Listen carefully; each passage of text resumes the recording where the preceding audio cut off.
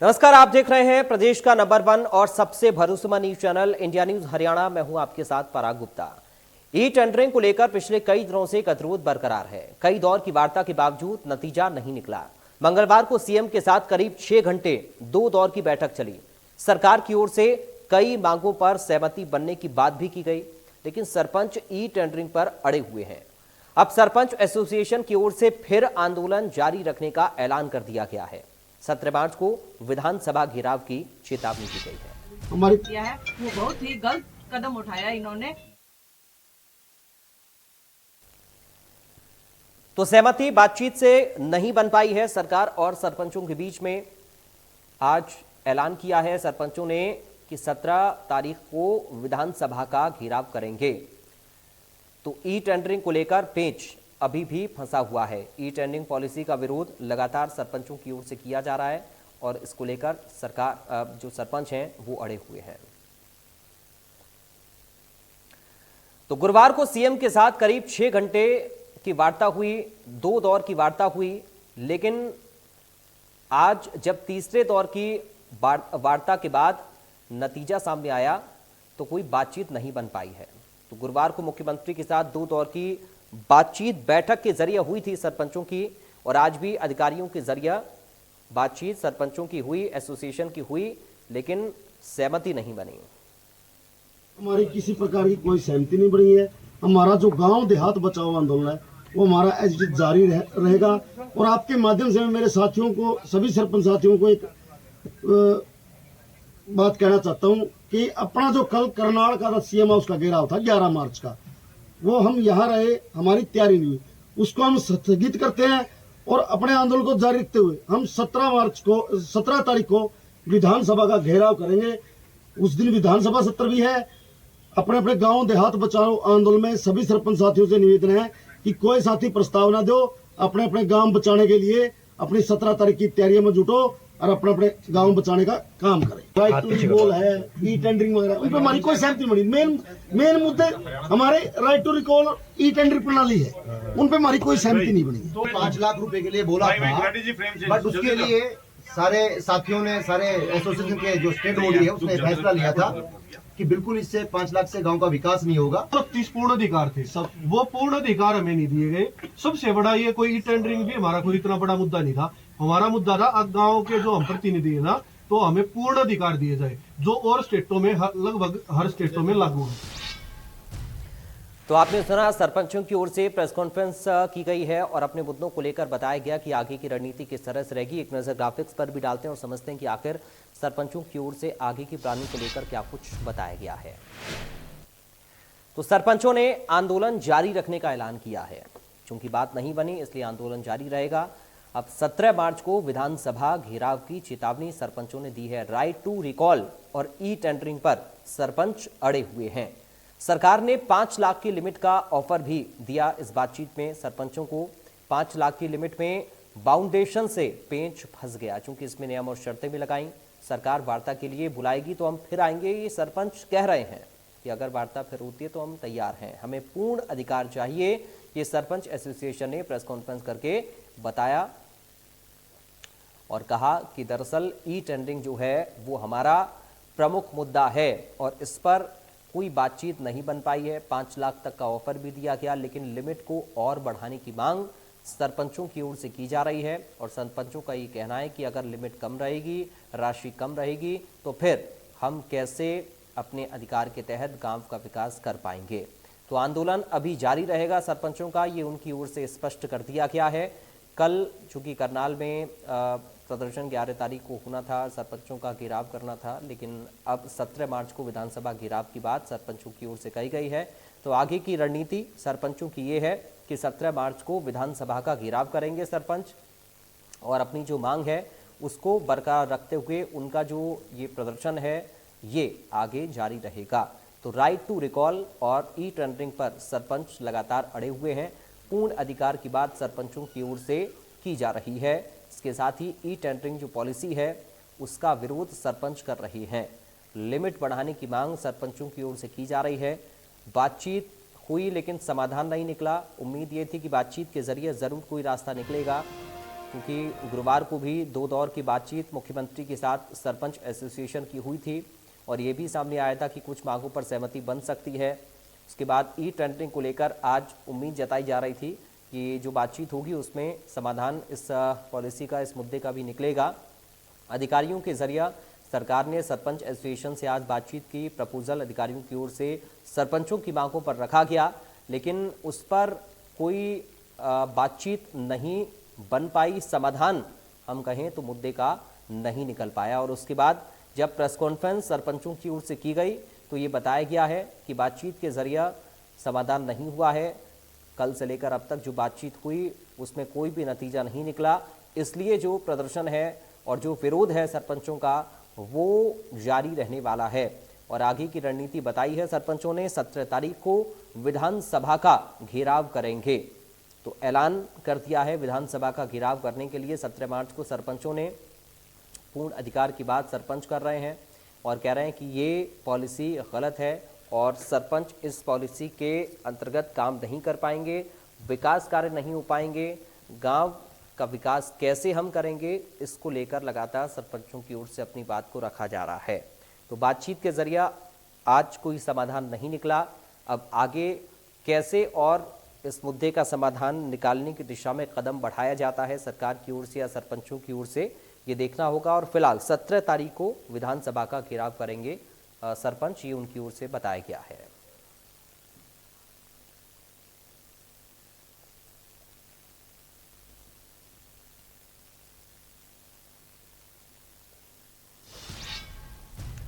चलिए, कुछ सवाल हैं, एक नज़र उन सवालों पर डालते हैं, उसके बाद अपने खास मेहमानों के साथ करेंगे चर्चा की शुरुआत और आज इस पूरे मुद्दे को एक बार फिर से हम समझने की कोशिश करेंगे। सवाल नंबर 1, गतिरोध बरकरार, कब तक तकरार? चूंकि गतिरोध लगातार बरकरार है, समाधान नहीं निकला है और ये तकरार कब तक चलती रहेगी सरकार और सरपंचों के बीच में, इस पर आज हम बातचीत करेंगे। सवाल ये भी, ई टेंडरिंग पर क्यों अड़े हुए हैं सरपंच? आखिर क्यों ई टेंडरिंग का मुद्दा सरपंचों ने पकड़ा हुआ है और इस मुद्दे पर आखिर क्यों सरपंच अड़े हुए हैं, इसको भी आज हम पूरी तरह से समझने की कोशिश करेंगे। इसके साथ ही पारदर्शिता से परहेज किसको है, क्योंकि सरकार ये कह रही है कि टेंडरिंग व्यवस्था से पारदर्शिता आएगी, लेकिन आखिर कौन लोग हैं जो कि इस पर आपत्ति दर्ज करा रहे हैं? सवाल ये भी है, पहले चुनाव में देरी हुई और अब ई टेंडरिंग का मुद्दा आ गया, आखिर विकास के जो काम है वो कब होंगे? क्योंकि ये पूरी लड़ाई भी विकास की ही है। सरपंच भी कह रहे हैं कि विकास हम चाहते हैं लेकिन इस व्यवस्था के तहत नहीं। तो पहले चुनाव में देरी हुई, अब ई टेंडरिंग आ गया, तो विकास भी इससे प्रभावित हो रहा है। हमारे साथ कुछ खास मेहमान जुड़ गए हैं, सीधा आपका परिचय कराते हैं, उसके बाद चर्चा की शुरुआत। बीजेपी से प्रवक्ता भूपेंद्र गहलावत हमारे साथ हैं। गहलावत साहब, आपका स्वागत है इंडिया न्यूज में। कांग्रेस पार्टी से प्रवक्ता नितिन सिंगला हैं। सिंगला साहब, आपका स्वागत है इंडिया न्यूज में। इनेलो से प्रवक्ता रजत पंजेटा हैं। पंजेटा जी, आपका स्वागत है। आम आदमी पार्टी से प्रवक्ता मेहर सिंह हैं। सिंह साहब, आपका स्वागत है। सबसे पहले गहलावत साहब, शुरुआत में आपके साथ ही कर रहा हूं। उम्मीद जताई जा रही थी लगातार कि हम बातचीत जब देख रहे हैं तो समाधान भी जरूर निकलेगा, लेकिन आज भी कोई समाधान नहीं, कैसे आगे बातचीत बढ़ेगी?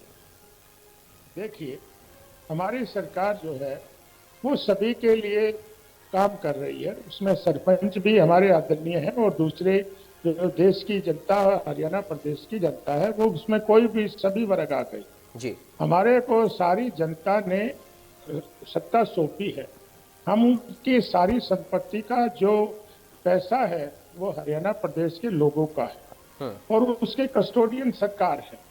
देखिए, सरकार उस पैसे की जिम्मेवारी के साथ कोई उसके साथ खिलवाड़ नहीं होने देगी और उस पैसे को पूरी पारदर्शिता से खर्च करेगी।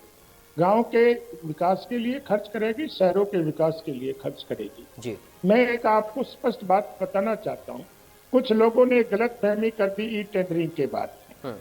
ये जो ई टेंडरिंग है ये कोई सरपंचों के चुनाव होने के बाद लागू नहीं हुई, ये हरियाणा प्रदेश में लगभग 4 साल से और सभी विभागों में लागू है। इसमें किसी की भी पावर घटने की या कोई अधिकार कम होने की बात नहीं है। ये तो सारा जो सिस्टम था उसको सिर्फ डिजिटल किया। हमने हरियाणा विधानसभा को डिजिटल किया तो कोई एमएलए मंत्री की पावर थोड़ी घट गई जी। ये तो जो ई टेंडरिंग का सिस्टम है ये सिर्फ डिजिटल किया है और इसमें एक पारदर्शिता आएगी। पहले तो सरपंच के पास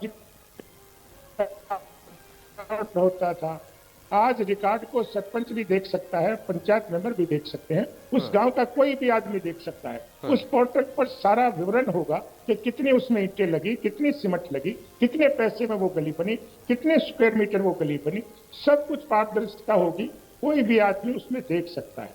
और उसमें जो टेंडर डालेगा उसमें भाई भतीजावाद नहीं होगा। जिसके रेट कम होंगे, जो कम रेट पे काम करेगा, उसी को वो टेंडर अलॉट किया जाएगा। दूसरे कुछ साथी ये कहते हैं कि वो ठेकेदार जो फर्म होगी वो भाग जाएगी काम करके और पीछे से कौन उसको संभालेगा। ऐसा बिल्कुल नहीं है। जो भी कंट्रैक्टर या सोसाइटी जो भी आएगी उसका 10% अगर 3 लाख का अगर काम है तो 30,000 रुपये ये 3 साल के लिए सरकार रोक के रखेगी। और वो जो भी अगर उसकी मेंटेनेंस होगी, कोई उसमें कोई दिक्कत आएगी तो उसको रिमूव करने का काम वो कंट्रैक्टर करेगा। और जब सरपंच की सेटिस्फेक्शन हो जाएगी और वो सरपंच जब लिख के देगा तो वो पैसे उसके वापस होंगे। इसमें पूरी पारदर्शिता आएगी। कुछ लोग, देखिए मैं ये कहना चाहता हूँ, एक इन्होंने खुद ही कहा है, जो 16 मांगों का इन्होंने मांग पत्र दिया उसमें इन्होंने कहा कि सरपंच तो टेक्निकल है नहीं, तो जो भी अगर कोई इरेगुलरिटी होती है तो उस ऑफिसर्स के खिलाफ कार्रवाई की जाए, सरपंच के खिलाफ नहीं की जाए।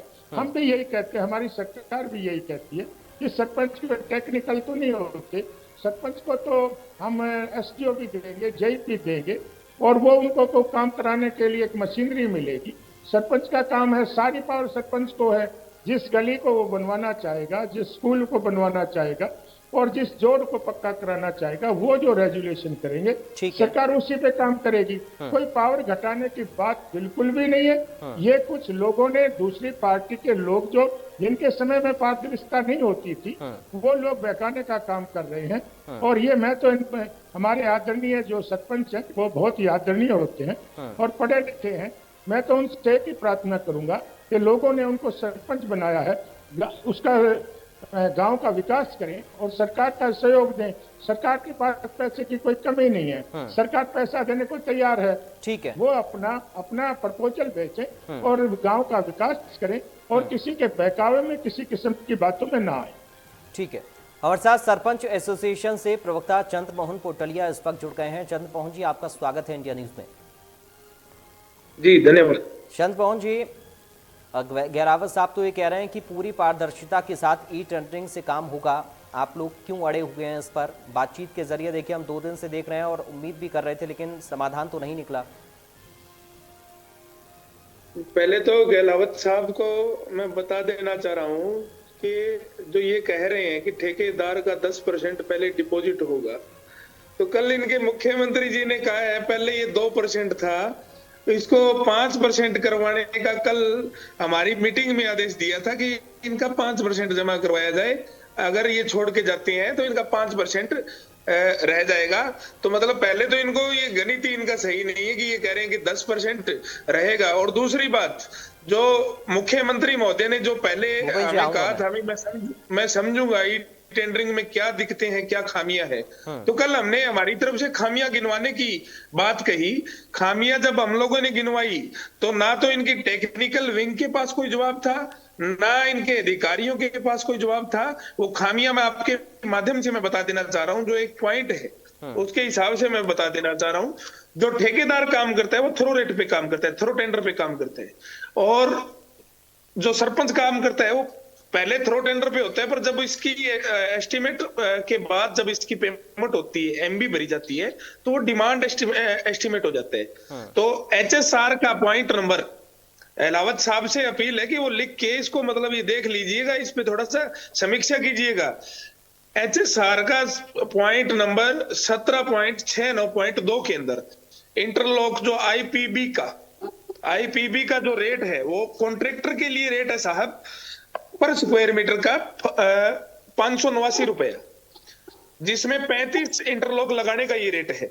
और वही रेट सरपंच के लिए, जो ग्राम पंचायतों के लिए सरपंच है, उनके लिए इन लोगों ने निर्धारित किया है पर स्क्वायर मीटर का 8 रुपए पर इंटरलॉक, 280 रुपए एक, 50 रुपया जीएसटी का, 33 रुपया लेबर का और 33 रुपया रेता का या मटेरियल का। मतलब ये रेट हो गया जो सर 396 रुपए।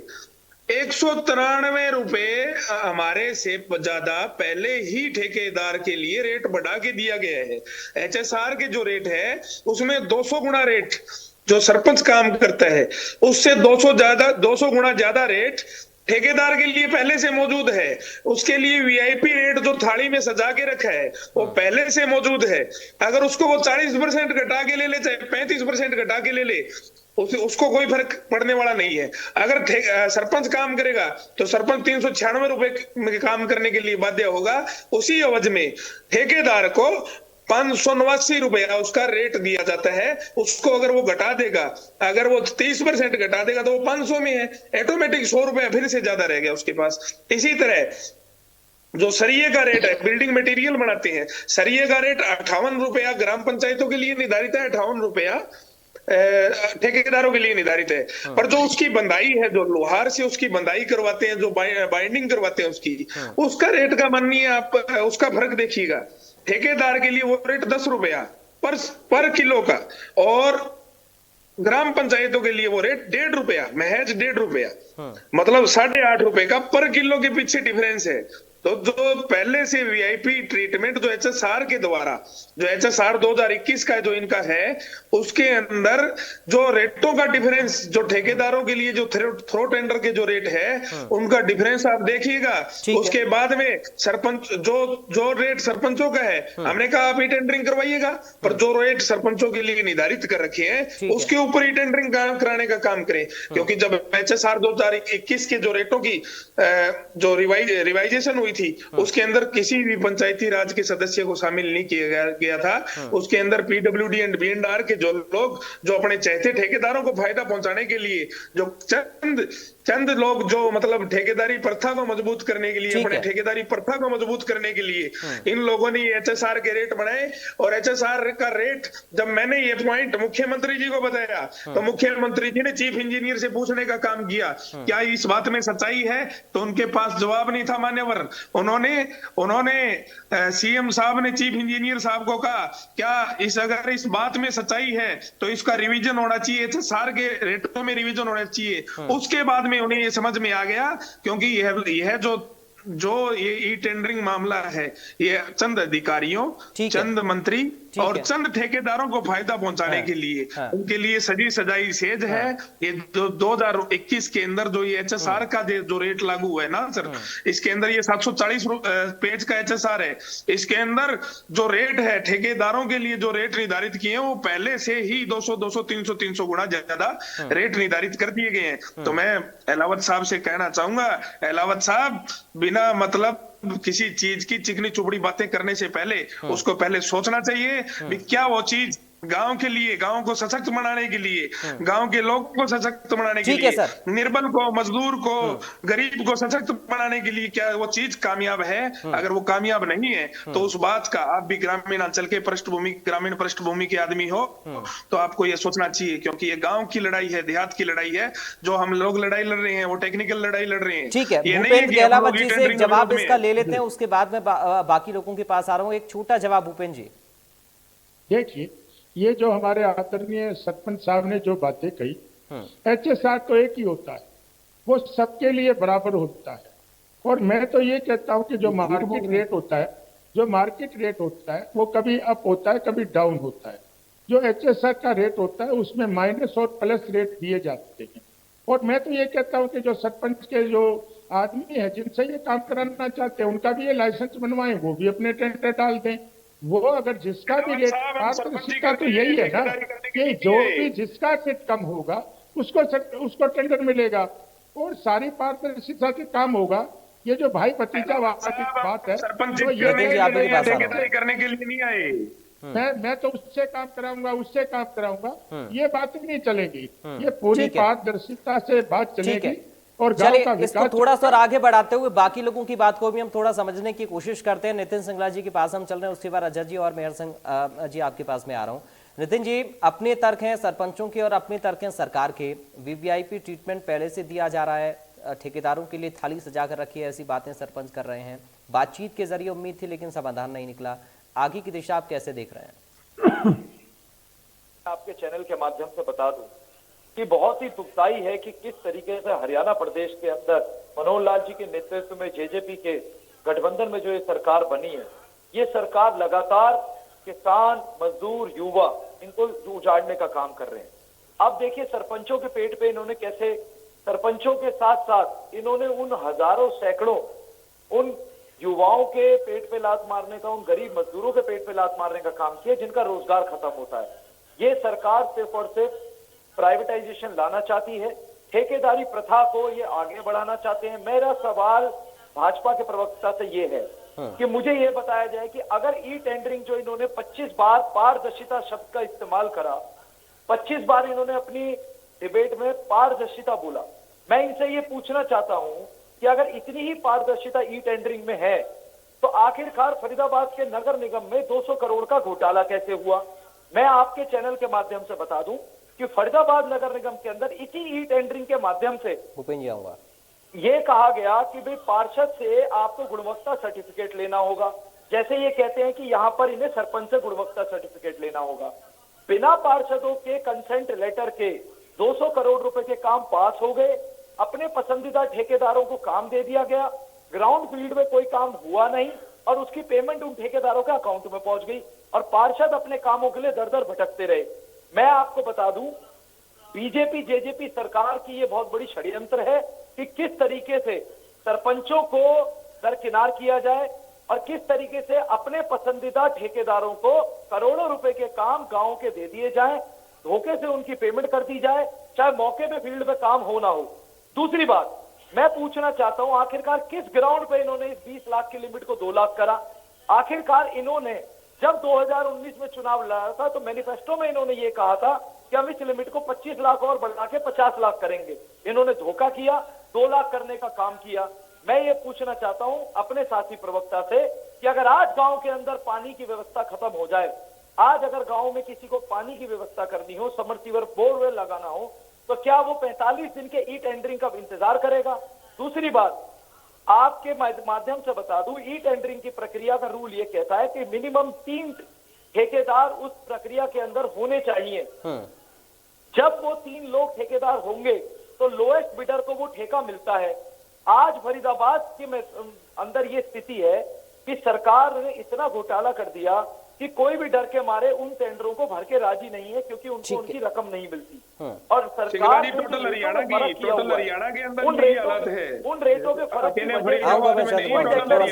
चाहता, तो आखिरकार गांव का विकास क्यों रोका जा रहा है? ठीक है, किस बेस में गांव का विकास? और देखिए मैं एक और बात कहना चाहता हूँ, जल्दी से, जो ये रेटों में फर्क है, किस तरीके से ग्राम पंचायतों में और किस तरीके से ठेकेदारों के बीच में जो एसएसआर का रेट इन्होंने चुपचाप बंद कमरे में पीडब्ल्यूडी बीएनडीआर के अधिकारियों के साथ बैठ के जो रेट तय करा, आखिरकार उसमें सरपंचों का कंसेंट क्यों नहीं लिया गया? और इन सरपंचों का क्या गुनाह है कि सरपंच तो दे 396 रुपए और आप ठेकेदार को दे रहे हैं 579 रुपए उसी काम के। ये जो गैप है बीच का, ये पारदर्शिता नहीं है, ये जेब भरने की रणनीति है। ठीक है, और भाजपा जेजेपी लगातार घोटालों की सरकार है। शराब घोटाला हुआ, एक्साइज के अंदर जो शराब पकड़ी गई, दीवार तोड़ के उसकी घोटाले। चलिए ठीक है सर, अभी इसी मुद्दे पर थोड़ा सा हम रहते हुए आगे बढ़ते हैं। रजत जी, जब सारी चीजें ऑनलाइन तो फिर पारदर्शिता कैसे नहीं रहेगी? अगर कहीं पर घपलेबाजी होगी तो सबके सामने तो होगा ही। और मैं देख रहा था आप चंद्रमोहन जी की बात पर हामी जता रहे थे। और इतनी पारदर्शिता है तो नगर निगम में कैसे घोटाला हुआ ये बताया जाए। ठीक है, चलिए रजत जी से कमेंट देते हैं। रजत जी, देखिए, आपको ये किसने कहा कि ऑनलाइन हो गया तो पारदर्शिता हो गई? ये सरकार कह रही है सर। अगर ये सरकार तो कुछ भी कह रही है, अगर इतना ही सच होता तो मात्र 80,000 करोड़ का, मात्र केवल ओनली सिर्फ 80,000 करोड़ जनता की गाड़ी खून पसीने की कमाई ई टेंडरिंग के जरिए घोटाला हुआ मध्य प्रदेश के स्टेट इलेक्ट्रॉनिक डेवलपमेंट कॉर्पोरेशन में, कोचीन पोर्ट में हुआ। ये मिनिस्ट्री, खुद मिनिस्ट्रियों के अंदर डीपीआईआईटी की रिपोर्ट है, ये भी इस बात को दर्शाती है। कोंकण डैम्स के अंदर कोंकण इरिगेशन डेवलपमेंट कॉर्पोरेशन में ई टेंडरिंग के जरिए घोटाला हुआ। तमिलनाडु स्टेट जो ट्रांसपोर्ट कॉर्पोरेशन है वहां घोटाला हुआ। कोची के अंदर भी वहां एक लीडर ने अपने चहेते को बायो माइनिंग का प्लांट दिया 54 करोड़ रुपए का। ऑनलाइन ई टेंडरिंग के जरिए लक्ष्मणगढ़ की एक न्यूज है जो अखबार में आई थी, उसमें 48,92,000 का टेंडर जो है केवल छोटे समय के लिए खोल के ऑनलाइन दे दिया गया। अभी कोई एक आज में डिबेट पे बैठा हुआ था, वहां पे किसी ने अपनी बेटी के नाम पे कंपनी बना के ई टेंडरिंग के जरिए ऑनलाइन, ये कैसी पारदर्शिता है? ये जनता की गाड़ी खून पसीने की कमाई को कमीशन की बंदर बांट में के जरिए एक ऑनलाइन, जैसे कौशल रोजगार, बड़ा अच्छा नाम है, क्या है कौशल रोजगार? कुछ भी नहीं। क्या है अग्निवीर? नाम है बड़े बड़े, सिर्फ जनता को गाड़ी खून पसीने की कमाई। क्या पहले पारदर्शिता नहीं थी क्या? क्या पहले के पुराने काम देख लो आप गांव में कैसे हो रखे, चौमुखी विकास होता था गांव के अंदर। इवन प्रधानमंत्री सड़क बीमा योजना का एक केस सचिवालय के अंदर पेंडिंग है, जहां पे ई टेंडरिंग के जरिए घोटाला हुआ सड़कें बनाने के अंदर। ऐसे अनेकों एग्जाम्पल हैं जो ई टेंडरिंग के जरिए। मैं तो ये पूछता हूं कि एक केवल 200 करोड़ का फरीदाबाद में नहीं हुआ, 50 करोड़ का हुआ, उसके बाद भिवानी में हुआ, पानीपत में हुआ, अंबाला में हुआ, यमुनानगर में हुआ, कौन सा गुड़गांव में हुआ, ऐसा कौन सी जगह है जहां नहीं हुआ? और ई टेंडरिंग की गुणवत्ता तो ऐसी है, एक महीना सड़क नहीं टिकती। क्या ग्रामीण अंचल की सड़कों की बात करोगे, एक महीना सड़क। और अन्य चैनल, ये मैं साधुवाद देना चाहूंगा ये जो सरपंचों की तरफ से बोल रहे हैं इनको भी, और मीडिया को भी, कि जो विभिन्न चैनल जो दिखाते हैं मीडिया के कि हमारे स्टेट की सड़कों का क्या हाल, क्या दर, और ऐसे 2 विधानसभा के 70 पिछले 3 उठा के देख लीजिए, सत्ता पक्ष के विधायकों तक ने ये कहा है कि हमारे क्षेत्र में सड़कों का बुरा हाल है, हमारे यहाँ पानी पीने की पानी की समस्या है, जो मूलभूत सुविधाएं सरकार नहीं प्रोवाइड कर पा रही। क्या सरकार का दायित्व नहीं बनता कि स्कूल की छत गिरी पड़ी है गांव के अंदर, गांव की सड़कें टूटी पड़ी हैं, बाहर पानी है, अभी तो मानसून नहीं है, सीवेज की समस्या है, ये मूलभूत सुविधाएं हैं जो आज तक सरकार नहीं प्रोवाइड कर पाई। 3.25 लाख करोड़ का सरकार के ऊपर कर्ज है आज हरियाणा सरकार के ऊपर। ये ई टेंडरिंग मात्र केवल जनता की गाड़ी खून पसीने की कमाई को किस तरह कमीशन में बंदरबांट किया जाए, उसका ये उदाहरण जो है, ये जो HSR के रेट्स बढ़ा के क्या आप दूध का दूध पानी का पानी नहीं हो गया? जब मुख्यमंत्री खुद स्तंभ हो गए तो क्या उन्हें इसको सिरे से नहीं निकाल देना चाहिए? और अगर सरपंचों की नियत में खोट होता, तो क्या ये बेचारे आपको ये ना कहते कि हम 50 लाख के काम नहीं, हमें तो 50 लाख के ऊपर 5 करोड़ के काम दो। मोटा घपला वही होगा, 5 करोड़ों में काम होगा। ये तो क्या आप इनको क्या कह रहे हो, 2 लाख नहीं 5 लाख का करा लो। 10 आपको पता है सरिये का रेट क्या आज? आपको पता है सीमेंट रेती की ट्राली क्या रेट है आज, क्या स्क्वायर फीट में आती? आज ये श्रेय भी हम भाजपा की सरकार को देते हैं कि आपने महंगाई इतनी बढ़ा दी। ये आज आपको मैं जो बातें बताऊं, ये ई टेंडरिंग का है। अगर आप ई टेंडरिंग को इतना फूल प्रूफ कहते हो तो उसमें इतने बड़े बड़े घोटाले कैसे हो रहे हैं? कहां जा रहे हैं जनता की गाड़ी खून पसीने की कमाई? ठीक है, मेहर सिंह जी। नमस्कार जी, धन्यवाद हमें आमंत्रित करने के लिए। हम ये कहना चाहेंगे आम आदमी पार्टी की तरफ से कि जी 1993 का जो पंचायत राज एक्ट है, उसमें उसकी मंशा क्या थी? पावर को विकेंद्रीकृत करने का, शक्तियों को नीचे तक पहुंचाने का। 2 लेयर तो पहले ही थी, सेंटर और स्टेट।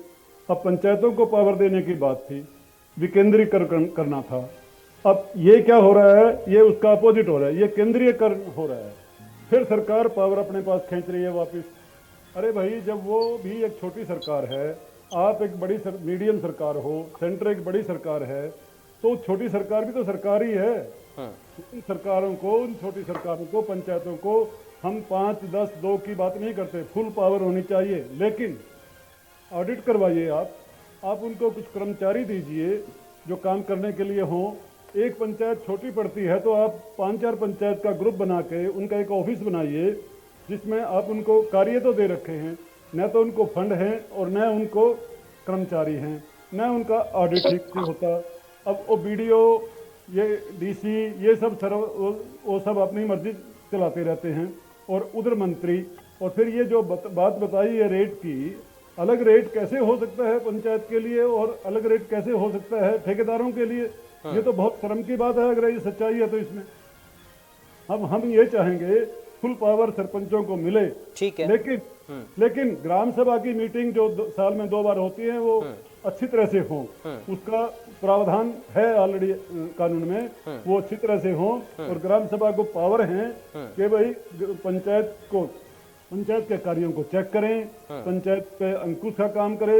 ग्राम सभा आपको सबको मालूम है कि 18 साल से ऊपर के जिनके वोट हैं वो सभी उसके मेंबर होते हैं, न तो उनकी मीटिंगें बुलाई जाती, उस तरह से कंट्रोल करो। अब ये क्या हुआ कि भाई सरपंचों पे शक करके, सरपंचों को बदनाम करके कि ये भ्रष्ट हैं, तो आप तो भ्रष्ट इससे ज्यादा हैं क्योंकि आप तो पहले से ई टेंडरिंग में, जैसे अभी बताया मेरे साथियों ने, मेरे सम्मानित साथियों ने बताया कि भाई ई टेंडरिंग तो फरीदाबाद का देख लो, पानीपत का देख लो, कहीं का भी देख लो। ठीक है, सुनो एक सेकंड, कंप्यूटर का एक रूल होता है, अगर उसमें कूड़ा डालोगे तो उसमें से कूड़ा ही निकलेगा। आप किसी टाइम भी कंप्यूटर में फैक्ट चेंज कर सकते हो, रेट भी चेंज कर सकते हो। यहाँ तक होता है कि आप चीज को डाउनलोड कर लो फिर अपलोड कर दो चेंज करके, ये सब कुछ पॉसिबल है उसमें। और ये करप्शन के साधन है। मैं खुद IT का हेड रह चुका हूँ अपने विभाग में, तो मुझे ये सब मालूम है कि कैसे लोग इस तरह से कोशिश करते हैं। कंप्यूटर है क्या, एक मशीन है, वो एक तरफ रजिस्टर है, हाथ से लिख लो, हाथ से लिखा हुआ तो मुश्किल हो जाता है पेन से मिटाना, कंप्यूटर में लिखा हो तो आराम से मिटा सकते हो आप, उसमें कोई बात ही नहीं है। ये पता नहीं कहाँ के अनपढ़ता है। ये सरपंचों की पावर खींचने का जो दुस्साहस किया है सरकार ने, ये इनको बहुत महंगा पड़ेगा। और हम कहते हैं कि भाई इसको जितना जल्दी निपटा दिए, क्योंकि आगे बरसात का सीजन आने वाला है, फिर काम नहीं हो पाएंगे, लोगों के काम कैसे हो पाएंगे। नगर पालिका में कितनी करप्शन है, वहाँ तो ई टेंडरिंग है। तो मैं यही कहना चाहूंगा कि सरकार को सद्बुद्धि आए और वो सरपंचों को पूरी पावर दे, चाहे वो 1 करोड़ की हो चाहे 2 करोड़ का काम हो, और ग्राम सभा को पूरी पावर दे कि भाई आप डिसाइड करो। हाँ, चेक कर सकते हैं आप ऑडिट करो उसका अच्छी तरह से, कौन मना कर रहा है आपको ऑडिट करने से। ठीक है, भूपेंद्र गहलावत साहब, पूर्ण अधिकार ई टेंडरिंग का पुरजोर तरीके से विरोध है, और अब देखिए विकास भी इससे प्रभावित हो रहा है। समाधान कैसे और कब तक निकल पाएगा, सबकी नजरें आप लोगों के ऊपर और सबके सवाल आप लोगों से इस वक्त हैं। संक्षेप में उत्तर चाहूंगा। देखिए, मेरे जो साथी प्रवक्ताओं ने बात रखी, मैं एक एक करके उनका जवाब दूं। इन्होंने सबसे पहले तो अपने आरोप को खुद ही रिजेक्ट कर दिया। इन्होंने कहा कि टेंडरिंग में कम से कम 3 टेंडर की बात आती है तब टेंडर खुलता है। 3 तो मिनिमम है, मैक्सिमम आप 10 भी आ सकते हैं, 15 भी आ सकते हैं। एक तो इन्होंने जो आरोप लगाया था कि ये अपने ठेकेदार को टेंडर देते हैं। सारे हरियाणा की जितनी जनता है वो सब सरकार की है, कोई हमारे विरोधी कोई भी नहीं है। और अगर टेंडर कोई 10 डालेगा, 7 डालेगा, डालो, जिसका कम रेट होगा एक तो उसको रेट मिलेगा, काम मिलेगा। दूसरा, इन्होंने कहा कि टेंडर में रेट चेंज हो जाते हैं, ये बिल्कुल भी नहीं होता। जो टेंडर का डेट ओपन होगी वो सबके लिए होगी, और उस टेंडर देने के बाद जब वो टेंडर बंद हो जाएगा तो वो सबका ही खुलेगा एक बार में, और उसमें सारे सबके रेट आ जाएंगे। ये पूरी पारदर्शिता का काम है। दूसरा, इन्होंने ये कहा देखिए, ये तो दूसरी अपोजिशन पार्टियों का काम रहता है। जब हमने बुजुर्गों की पेंशन को बैंकों में भेजने का काम किया तो ये लोग कहते थे गांव में तो बैंक नहीं है, गांव के लोग पढ़े लिखे नहीं है। अब सभी की गांव में पेंशन जा रही है बैंकों में, और आपको पता है, आपको ध्यान होगा कितने करोड़ रुपए जो बीच वाले गबन करते थे, जिनकी मृत्यु हो जाती थी उनकी भी पेंशन लेते रहते थे। तो कितनी पारदर्शिता आई, कितना जो हमारे प्रदेश की जनता का पैसा था वो कितना पैसा बचा। देखिए, इसमें पारदर्शिता आएगी। आप ये कहिए रेलवे की टिकट आपने ले ली ऑनलाइन तो आपको क्या दिक्कत आ गई, कहाँ आपकी पावर कम हो गई। आपने पूछना चाहूंगा, सारी चीजों का, अरे भैया सुन लीजिए, मैं बीच में नहीं बोला था। मैं कहता हूँ आज सिस्टम आप तो वही बात कर रहे हो, राजा ने कहा डिजिटल होने जा रही है, आपको डिजिटल में क्या दिक्कत है, और ये सुबह की बात है, तो वो बात कर रहे हो। सुनिए, आप सुनिए। दूसरा, इन्होंने ये कहा कि फरीदाबाद में गबन हो गया, पानीपत में हो गया। अगर जब ये टेंडरिंग नहीं थी तो इन गबनों का पता नहीं लगता था। आज ही टेंडरिंग होने की वजह से जहां भी गबन होता है वो पकड़ा जाता है, और उसको सरकार। गहलावत साहब, आप बहुत सारी बातें समझाने की कोशिश तो कर रहे हैं, लेकिन सरपंच तो ये कह रहे हैं ना कि हमें ये पॉलिसी नहीं चाहिए, और अगर आप लिमिट बढ़ाएंगे तो कुछ बात बन सकती है। तो अब समाधान कैसे निकलेगा सर, समाधान कैसे होगा? देखिए, ज्यादातर सरपंचों ने तो ये पॉलिसी समझ में आ गई और उन्होंने काम करना भी शुरू कर दिया। इन्होंने खुद अपनी मांग, जो मांग पत्र 16 मांग पत्र में रखा है, उसमें इन्होंने खुद माना है ये सरपंच को टेक्निकल है नहीं, और सरपंच के खिलाफ कोई इंक्वायरी नहीं होनी चाहिए। जो अधिकारी उससे संबंधित है उससे होनी चाहिए। हम भी यही कह रहे हैं। ठीक है, सरपंच को टेक्निकल होता नहीं है। चंद्रमोहन जी से आप थोड़ा समझ लेते हैं इसको। चंद्रमोहन जी, बड़ी तादाद में ऐसे सरपंच हैं, क्योंकि लगातार बीजेपी के लोग यही बात कह रहे हैं कि जो इस प्रणाली को अपना रहे हैं उनको ये पसंद आ रही है, तो विरोध करने वाले कौन है? चंद्रमोहन, मैं गहलावत साहब से पूछना चाह रहा हूँ, पंचकुला जो हमारा प्रदर्शन था उसमें कितने सरपंच मान रही हैं ये?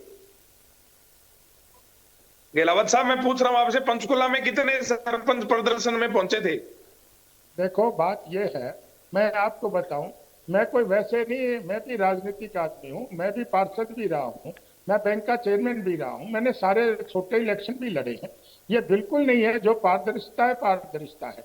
और मैं कहता हूँ कांग्रेस के राज में क्या होता था, पारदर्शिता साहब आएगी कैसे? पारदर्शिता आएगी कैसे जब रेटों में डिफरेंस पहले से आप लोगों ने दे दिया है? जो अभी मेरी सुन लीजिएगा, क्योंकि आप कह रहे हो लगभग सरपंचों ने इसको अडॉप्ट कर दिया। आपके सरकार के आंकड़े हैं, आपके सरकार के ही आंकड़े हैं कि 4,000 सरपंचों पे FIR दर्ज कर दी गई है। एक मिनट मेरी बात सुन लीजिएगा।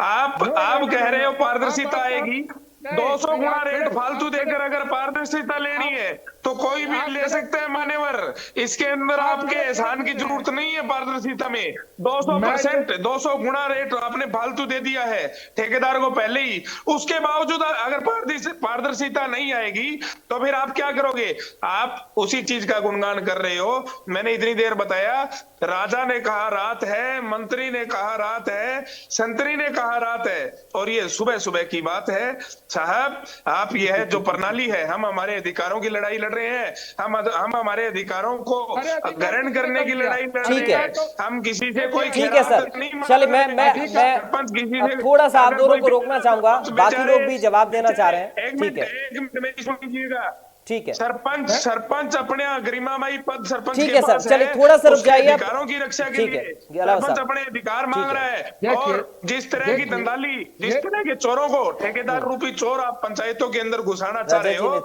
ये बिल्कुल ठीक है सर। चलिए मैं थोड़ा सा आगे बढ़ते हैं सर, प्लीज। देखिए और भी तो लोग हैं अभी। नितिन जी के पास हम चल रहे हैं।